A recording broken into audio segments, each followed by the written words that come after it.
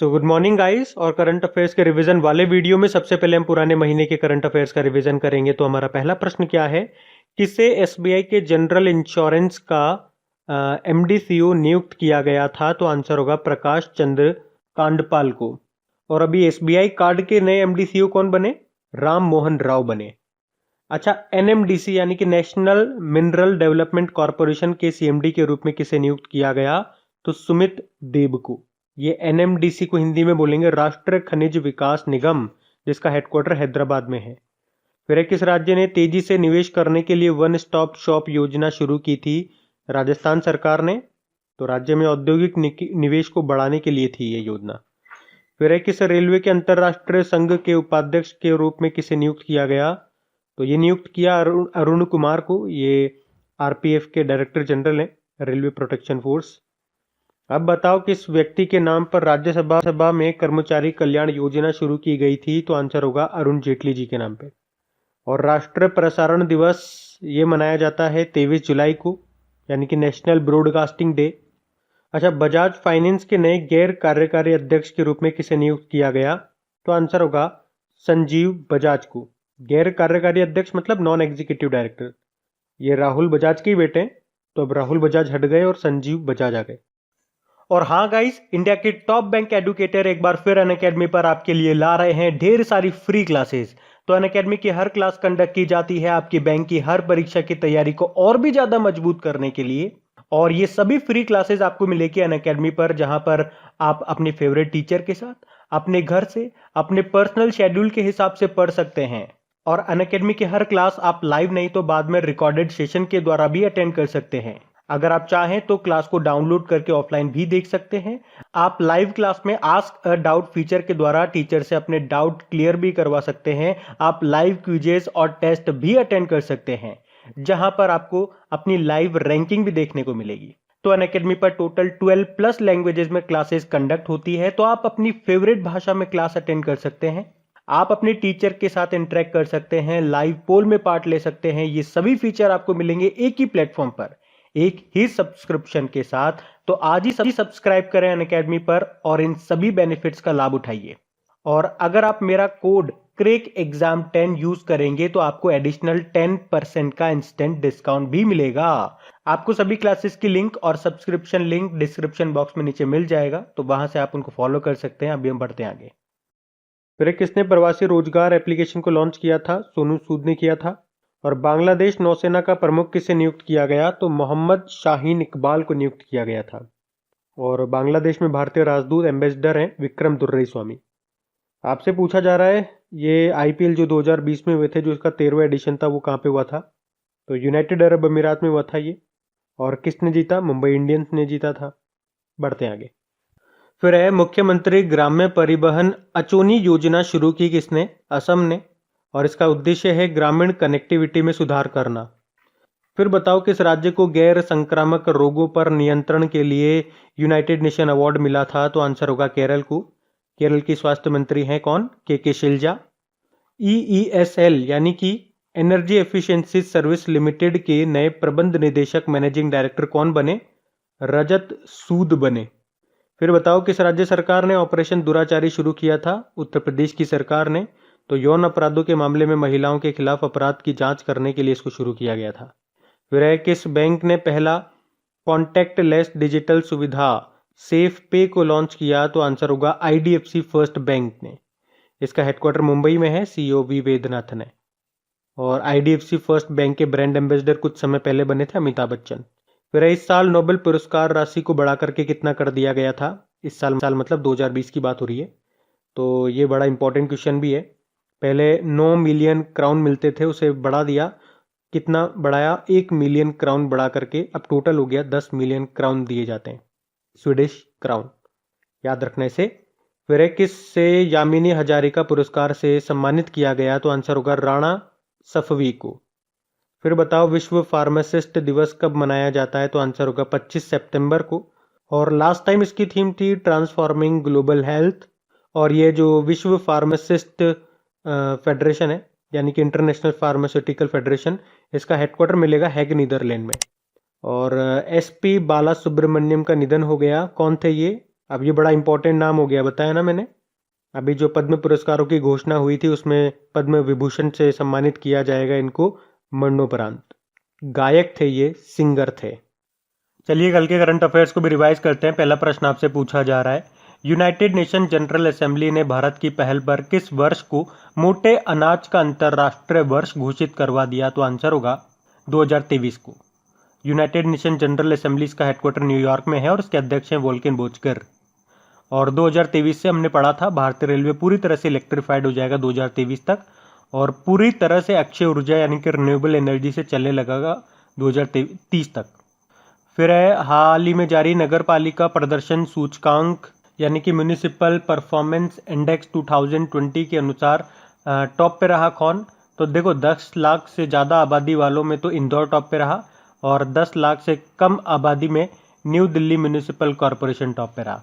और इससे पहले जो ईज ऑफ लिविंग इंडेक्स हम लोगों ने पढ़ा था उसमें भी 10 लाख से ज़्यादा आबादी में बेंगलुरु टॉप पे रहा, और 10 लाख से कम आबादी में शिमला टॉप पे रहा। फिर बताइए T20 इंटरनेशनल क्रिकेट में लगातार 6 गेंद पर 6 छक्के लगाने वाले विश्व के दूसरे खिलाड़ी कौन बन गए? किरोन पोलार्ड बन गए, वेस्ट इंडीज के प्लेयर हैं ये। फिर बताइए champion publisher of the year 2020 का खिताब दिया गया किसे? द हिंदू ग्रुप को। और हाल ही में जारी स्वतंत्रता सूचकांक फ्रीडम इंडेक्स में भारत की रैंक क्या रही? 83, और इसमें टॉप पे रहा फिनलैंड, नॉर्वे और स्वीडन। बताइए किस बुक के लिए मोहन कृष्ण बोहरा को 2020 का 30वां बिहारी पुरस्कार मिला? तो आंसर होगा तस्लीमा संघर्ष और साहित्य। अच्छा, रोड सेफ्टी वर्ल्ड सीरीज का आयोजन 2021 में कहाँ पे किया जा रहा है? रायपुर में, अभी 5 मार्च से ही किया जा रहा है। ये एक T20 फॉर्मेट की क्रिकेट सीरीज है। बताइए युगांडा इंटरनेशनल बैडमिंटन टूर्नामेंट किसने जीता? एक तो वरुण कपूर ने जीता पुरुषों में मेन सिंगल में, और वुमेन सिंगल में मालविका बंसोड़ ने जीता है। अच्छा, बैडमिंटन वर्ल्ड फेडरेशन का हेडक्वार्टर कहाँ पर है? Kuala Lumpur, Malaysia. बताइए शॉटगन विश्व कप 2021 का आयोजन किस देश में किया गया? तो आंसर होगा मिस्र में, जिसमें भारत की पुरुष टीम ने ब्रोंज मेडल जीता और रशिया की टीम ने गोल्ड मेडल। बताइए किस राज्य में उदयपुर विज्ञान केंद्र का उद्घाटन किया गया? त्रिपुरा में किया गया। और रक्षा उपकरणों की बिक्री के लिए भारत और किस देश के बीच में समझौता हुआ? ब्रह्मोस क्रूज मिसाइल की बात हो रही है, तो वो खरीदेगा भारत से कौन? फिलीपींस, जिसकी कैपिटल मनीला है, और यहीं पे आपको मिलेगा एशियन डेवलपमेंट बैंक का हेडक्वार्टर। करेंसी फिलीपीन पीसो है, प्रेसिडेंट है रोड्रिगो दुतर्ते, और फिलीपींस में भारतीय राजदूत है शंभू एस कुमारन। बताइए किस बैंक ने सोलर रूफटॉप परियोजनाओं के लिए $100 मिलियन की गारंटी योजना शुरू की? आंसर होगा वर्ल्ड बैंक ने। वॉशिंगटन डीसी में हेडक्वार्टर है। बढ़ते हैं आगे, स्टैटिक क्वेश्चन देखते हैं जरा। न्यू डेवलपमेंट बैंक के हेडक्वार्टर कहाँ पर है? शंघाई में है, शंघाई चाइना। और इसके प्रेसिडेंट कौन है? अध्यक्ष मार्कोस ट्रायजो हैं। फिर बताओ वर्ल्ड बैंक का हेडक्वार्टर कहाँ पर है? वॉशिंगटन डीसी में है, और इसके अध्यक्ष हैं डेविड मालपास, और इसके एमडी CFO कौन है? अंशुला कांत है। फिर पूछा जा रहा है बिम्स्टेक का हेडक्वार्टर कहाँ पर है? तो आप जानते हो ना, ढाका बांग्लादेश में है। बिम्स्टेक का मतलब होता है Bay of Bengal initiative for multi sectoral technical and economic cooperation. और वैसे इसमें कितने मेंबर कंट्रीज हैं? 7 हैं। कौन कौन से? बांग्लादेश हो गया, India, Myanmar, Sri Lanka, Thailand, Nepal और भूटान। फिर बताओ येरेवन ये किस देश की राजधानी है? तो अर्मेनिया की राजधानी है येरेवन। माले किस देश की राजधानी है? मालदीव की है राजधानी माले। मालदीव की कैपिटल रुफिया है वैसे। प्रेसिडेंट इब्राहिम मोहम्मद सोली है। यहाँ की संसद को क्या कहते हैं बता दो फिर? पीपल्स मजलिस कहते हैं। फिर है अंकटाड, इसका हेडक्वार्टर कहाँ पर है? काफी बार सुना होगा ना अंकटाड आपने। फुल फॉर्म क्या होती है इसकी? United nation conference on trade and development. Headquarter मिलेगा जेनेवा स्विट्जरलैंड में। जेनेवा स्विट्जरलैंड में काफ़ी ऑर्गेनाइजेशन का हेडक्वार्टर आपने सुना होगा, जैसे कि WHO हो गया, इंटरनेशनल लेबर ऑर्गेनाइजेशन हो गया, और international committee of red cross हो गया, वर्ल्ड ट्रेड ऑर्गेनाइजेशन हो गया, वर्ल्ड इंटेलेक्चुअल प्रॉपर्टी ऑर्गेनाइजेशन हो गया। तो इन सब के आपको हेडक्वार्टर यहाँ पे मिलेंगे। एक जैसे कि वर्ल्ड मेट्रोलॉजिकल ऑर्गेनाइजेशन, उसका भी यहीं पे आपको मिलेगा, है ना, ये भी ध्यान रखना। मानस नेशनल पार्क कहाँ पर है? असम में है, और असम में काजीरंगा नेशनल पार्क भी, जो कि एक सिंग वाले गेंडों के लिए फेमस है। फिर एशियाटिक लायन किस नेशनल पार्क में पाए जाते हैं? मुख्य रूप से गिर नेशनल पार्क में, जो कि है गुजरात में। हेमिस नेशनल पार्क कहाँ पे? अब ये लद्दाख में आता है ना? पहले जम्मू कश्मीर में था जब तक इनको यूनियन टेरिटरी का दर्जा नहीं था। और हिम नेशनल पार्क मुख्य रूप से स्नो लेपर्ड के लिए फेमस है। हिम तेंदुआ। किस राज्य के मयूर गुड़ को जीआई टैग मिला? तो केरल के मयूर गुड़ को मिला था जीआई टैग। और केरल के इडुक्की जिले का है ये मयूर गुड़। शायद इस तरह का प्रश्न भी आपके अभी आरआरबी एनटीपीसी जो एग्जाम हुए थे उसमें पूछा गया था कि जो ये मयूर गुड़ है ये केरल के किस शहर का है, ऐसा ही कुछ प्रश्न था मतलब, है ना? तो याद रखना। बढ़ते आगे। अच्छा, डेज की बात करेंगे तो पहला प्रश्न क्या है? वर्ल्ड चेस डे ये हम कब मनाते हैं? तो आंसर होगा 20 जुलाई को। और इसकी क्या थीम थी? Chase for recovering better. और फिर है नेशनल ब्रॉडकास्टिंग डे, ये मनाया जाता है 23 जुलाई को, यानी कि राष्ट्रीय प्रसारण दिवस। देखो, ब्रॉडकास्टिंग से एक और डे होता है वैसे, पब्लिक सर्विस ब्रॉडकास्टिंग डे, लोक सेवा प्रसारण दिवस, वो तो हम 12 नवंबर को मनाते हैं। वैसे 12 नवंबर को निमोनिया डे भी होता है। और वर्ल्ड आईवीएफ डे ये 25 जुलाई को मनाते हैं। और फर्स्ट टेस्ट ट्यूब बेबी कौन थी पूछेंगे, नाम पूछेंगे तो लुइस ब्राउन आंसर कर देना।